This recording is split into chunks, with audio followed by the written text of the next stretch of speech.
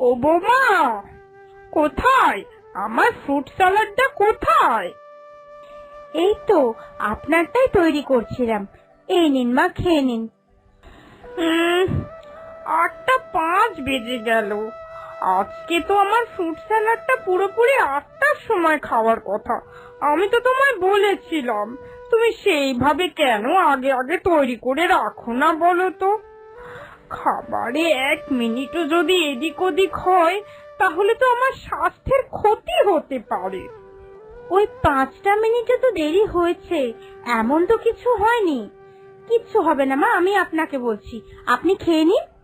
তুমি তো শুধু কিচ্ছু হবে না এই কথাটা বলতেই শিখেছো। কিছু হলে তো আর তোমার ক্ষতি হবে না, আমার ক্ষতি হবে। কত কষ্ট করে আমি আমার এই ফিগারটাকে যে মেনটেন করছি সেটা শুধুমাত্র আমিই জানি। কেউ আমাকে সুন্দরী দেখতেই পারে না, বিশেষ করে তুমি। তুমি আমার সৌন্দর্যকে বড্ড বেশি হিংসে করো। তুমি সব সময় চাও শাশুড়ির ফিগারটা নষ্ট হয়ে যাক, শাশুড়ির চামড়াগুলো ঝুলে যাক, লোকে শাশুড়িকে বুড়ি বুড়ি বলবে। এটাই তো তুমি চাও, তাই না? যাতে তুমি লোকের কাছে বলতে পারো যে আমার শাশুড়ির থেকে আমি বেশি সুন্দর। আমি কি কিছু বুঝি না নাকি? আমি আপনাকে কি কারণে হিংসা করতে যাব? যাই হোক, কথা বাড়িয়ে কোনো লাভ নেই। আপনাকে যতই বোঝাই না কেন, আপনি আমার সব সময় ভুলই বুঝবেন। নিজে যে হিংসায় জ্বলে পুড়ে শেষ হয়ে যাচ্ছে সেই কথাটা উনি স্বীকার করবেন না। যত সব ঢং। লা লা লা লা লা লা লা লা লা লা। যাকে বাবা, গালে ব্লাশটা একটু বেশি করেই লাগাতে হবে, না হলে গালটা আমার টমেটোর মতো লাল কি করে দেখাবে শুনি? এত বেশি ব্লাশ লাগাবেন না মা, আপনাকে ভালো লাগবে না। এই সবসময় হিংসুটে কুটনিদের মতো তুমি আচরণ করবে না তো আমার সঙ্গে। গালে একটু ভালো মতো করে ব্লাশ লাগালে গাল দুটো লাল টকটকে লাগবে। সবাই ভাববে আমার গাল থেকে একটা সৌন্দর্যের লাল আভা বেরোচ্ছে।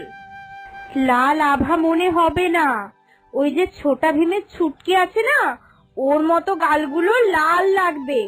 আর না হলে মনে হবে যে কেউ আপনার দু গালে দুটো ঘুষি মেরে লাল করে দিয়েছে। উফ বৌমা, তুমি যাও তো এখান থেকে, যাও, বেশি কথা বলো না। বিয়ে বাড়িতে তো আমি যাচ্ছি নাকি? আমি বুঝবো যে কিভাবে সেজে গুজে যাবো, তোমার থেকে আমি উপদেশ চাইনি। আর শোনো, আমি রাত্রিরে এসে কিন্তু একটা ফেস প্যাক লাগাবো। বুঝতেই তো পারছো এতটা চড়া মেকআপ করে যাচ্ছি, ত্বকের ক্ষতি হচ্ছে তো। রাত্রিরে এসে মেকআপটা ভালো করে তুলে নিয়ে আমি একটা ফেস প্যাক লাগিয়ে রাখবো, তাহলে সারাদিনে যে ক্ষতিটা হলো সেটার থেকে নিষ্কৃতি পেয়ে যাব। ধনেপাতা বাটা, মসুর ডাল বাটা, বেসন, হলুদ গুঁড়ো, মধু সব কিছু দিয়ে একটা পেস্ট বানিয়ে রাখবে। বুঝতে পেরেছো? মনে থাকবে তো? মনে না থাকলে কিন্তু লিখে রাখো, একটা জিনিসও যেন এদিক থেকে ওদিক না হয়। হ্যাঁ, রান্নাঘরে যা আছে তা সব কিছু পিন্ডি চটকে পেস্ট বানিয়ে আমি আপনার মুখে ঘষে দেব, তাহলে দেখবেন রূপ একবারে খুলে খুলে পড়বে। এইসব হিংসুটেদের কথায় আমি তেমন ভাবে পাত্তা দিই না। যাও তো যাও, তুমি এখান থেকে যাও, বেশি পটর পটর করো না। এরপর রাত্রিরে এসে শাশুড়ি মুখে ফেস প্যাক লাগালো আর চুলেরও যত্ন করতে লাগলো। ঠিক সেই সময়, বৌমা দেখো না, আমার চুলগুলো বড্ড বেশি পড়ছে। তুমি একটা আয়ুর্বেদিক তেলের কোনো টোটকা জানো যেটা আমার চুলগুলো পড়া থেকে আমায় রক্ষা করতে পারে? না মা, আমি তো সবসময় রূপচর্চা নিয়ে বসে থাকি না, তাই কোনো টোটকা আমি জানি না। আপনি বরং যারা এই সবসময় রূপচর্চা নিয়ে ব্যস্ত থাকে তাদেরকে জিজ্ঞাসা করুন, কেমন? আমি যাই, আমায় আবার রাতের খাবার করতে হবে। এই মুখে মাখা চুলে মাখা নিয়ে বসে থাকলে হবে না। এরপর মেজ বউ সেখান থেকে চলে গেল। বৌমা আমায় কিছুতেই রূপের জন্য সাহায্য করবে না। কম্পিটিশন, শাশুড়ির সঙ্গে কম্পিটিশনে নেমেছে। কিন্তু এই যুদ্ধে তো আমি তোমায় হারাবই। আমি হব এই বাড়ির শ্রেষ্ঠ সুন্দরী। না না, এই বাড়ির কেন, এই গ্রামের শ্রেষ্ঠ সুন্দরী। অল্প বয়সে আমার যা রূপ ছিল, সেই রূপ আমি আমার শেষ বয়স অব্দি ধরে রাখবো। পরের দিন সকাল হতেই রূপচর্চার টোটকা খোঁজার জন্য শাশুড়ি বেরিয়ে পড়ল গ্রামের রাস্তায় ঘুরতে। যদি কোনো সুরাহা হয়, যদি কোনো ভালো রূপচর্চার টোটকা কারোর থেকে পায়। কিন্তু সারাদিন ঘুরেও সে কোনো উপায় বার করতে পারল না। তারপর সে চলে গেল একটা জাদু গাছের নিচে বিশ্রাম নিতে।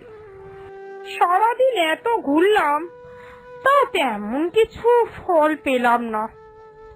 কেউ কি নেই যে আমার রূপ নিয়ে আমায় একটু সাহায্য করতে পারে? কি গো বুড়িমা, আমার গাছের তলায় বসে তুমি কি ভাবছো? কে কে কথা বললো? কে গো? কে এখানে? বদ্দুপুরে কি রূপ চর্চা করতে গিয়ে আমায় আবার ভূতের খপ্পরে পড়তে হবে নাকি? আমি গো আমি হলাম জাদু গাছ। তুমি বুঝি তোমার রূপকে আরো সুন্দর করতে চাও? আমি কিন্তু তোমাকে এই ব্যাপারে সাহায্য করতে পারি। তাই বৃক্ষ দেবতা, তুমি আমায় সাহায্য করতে পারবে? আমি তাহলে তোমার কাছে চিরঋণী হয়ে থাকবো। দয়া করে আমাকে আমার সেই যৌবনকালে ফিরিয়ে নিয়ে যাও। আমার গায়ের রং যেন যৌবনকালের মতো হয়ে যায়, চামড়া যেন সেই সময়কার মতো টান টান হয়ে যায়, একটুও কোঁচকানো না থাকে। আর চুলের রং যেন ঘন কালোতে পরিণত হয়। প্রত্যেকে দেখেই আমায় বলবে কেশবতী কন্যা। কিন্তু এটা তো প্রকৃতির নিয়ম বিরুদ্ধ। প্রকৃতির নিয়ম অনুসারে প্রত্যেককেই বার্ধক্যে পৌঁছাতে হয় যে। হোক, তাও আমার এইটাই ইচ্ছা। আমি যে এটাই চাই। তুমি কিন্তু আমার কথা দিয়েছো যে আমার কথা তুমি রাখবে। ঠিক আছে, আমি কথা দিয়েছিলাম তো, আমি সেই কথা অবশ্যই রাখবো। তবে তুমি একদিন আমার কাছে এই বরদান যে পেয়েছো তার জন্য কান্নাকাটি করে আবার আগের জীবনে ফেরত যেতে চাইবে। মিলিয়ে নিও আমার কথা। এরপর জাদু বলে সেই জাদু বৃক্ষ বুড়ির রূপ বদলে দিল। বুড়ি পরিণত হলো 16 বছরের কিশোরীতে। আর তারপর আমার এত সুন্দর রূপ, উফ বাবা গো, দেখে মনটা কি ভালো লাগছে। যাই, আমার ওই বান্ধবী কুটনি বিমলাকে গিয়ে দেখিয়ে আসি। ও নিশ্চয়ই আমাকে দেখে একেবারে তাক লেগে যাবে আর হিংসায় জ্বলে পুড়ে মরবে। যাই। বিমলা, ও বিমলা, দেখ দেখ কে এসেছে, একবার আমার দিকে দেখ দেখি। এই বেরো বেরো বলছি আমার বাড়ি থেকে। যাকে তাকে ঠকিয়ে তুই চুরি করতে পারবি, আমাকে নয়। আমার বন্ধু রমলের গলা নকল করেছিস? আরে না রে বিমলা, বিশ্বাস কর, এটা আমি আমার যৌবন কাল আবার ফিরে পেয়েছি। এটাই আগুন তো যৌবনের। তুই কি আমায় একদম বোকা গাধা ভেবেছিস? আমি কি কিছু বুঝি না? তো ঘি জোর চোর, বেরো বেরো আমার বাড়ি থেকে, না হলে কিন্তু এই ঝাঁটা দিয়ে আমি তোকে এক্ষুনি বিষ ঝেড়ে বের করবো। বেরোলি? চপ বাবা, বিমলা আমার এই রূপ দেখে এতই ভড়কে গেল যে আমায় দূর করে বাড়ি থেকে তাড়িয়ে দিল। না, যাই, আমার মায়ের কাছে যাই। আর আমাকে তাড়াবে না, আমি মায়ের মেয়ে।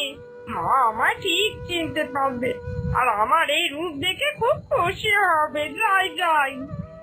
মা, ও ও মা, মা গো, দেখো মা, একবার এদিকে কানে দেখো, কে এসেছে? তোমার মেয়ে। আমার দিকে একবার চেয়ে দেখো তো। এরে, এলি, এই বয়সকালে ভালো করে চোখে দেখতে পাই না রে রমলা।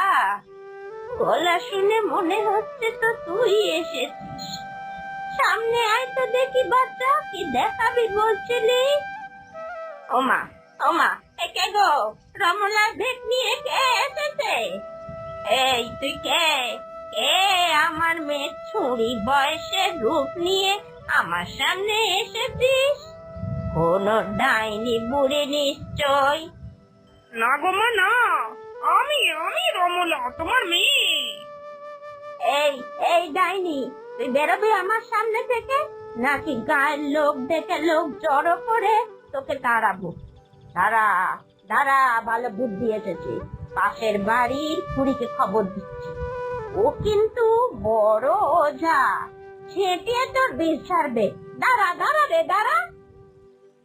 ওরে বাবা রে, এ তো দেখি মা যেন তারা মারছে। না না, এখানে আর থাকা যাবে না। এরপর রমলা সেখান থেকেও বেরিয়ে গেল। ভেবেছিলাম প্রিয় বান্ধবী মাকে একটু চমকে দেব, কিন্তু কেউই তো চমকালো না। যাই, কি আর করব, বাড়িতেই ফিরে যাই। ওই পুচুটে বৌমার মুখ জামটানি সহ্য করি বাড়ি গিয়ে।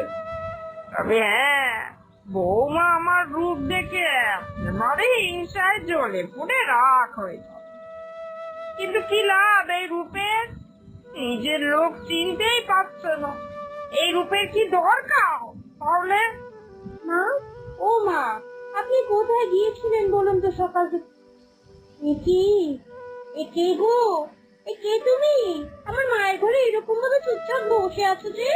আর সাহস তো কম নয়, একেবারে ঘরে ঢুকে বসে রয়েছে পায়ের উপর পা তুলে। আমি গো, আমি। তুমি আমার চিনতে পারবে না, আমি হচ্ছে তোমার শাশুড়ি। যৌবনকালে আমার দেখতে এমনই ছিল, আমি আবার সেই আমার আগের রূপে ফিরে এসেছি। নিঘাত কোনো দুষ্ট আত্মা আমার শাশুড়ি মায়ের উপর ভর করে ছলা কলা করছে আমার শাশুড়ি মায়ের সঙ্গে। আপনি কোনো চিন্তা করবেন না মা, কোনো চিন্তা করবেন না। আপনি অপেক্ষা করুন, এক্ষুনি আমি গ্রামের বড় ওঝাকে ধরে নিয়ে আইছি, আর আপনার ঘাড় থেকে এই ভূতকে আমি বিদায় করবো এক্ষুনি। আপনি কোনো চিন্তা করবেন না, আপনার কোনো ক্ষতি হবে না। এই বৌমা, দাঁড়াও দাঁড়াও, এই মাথা মোটা মেয়েকে নিয়ে যে আমি কি করি?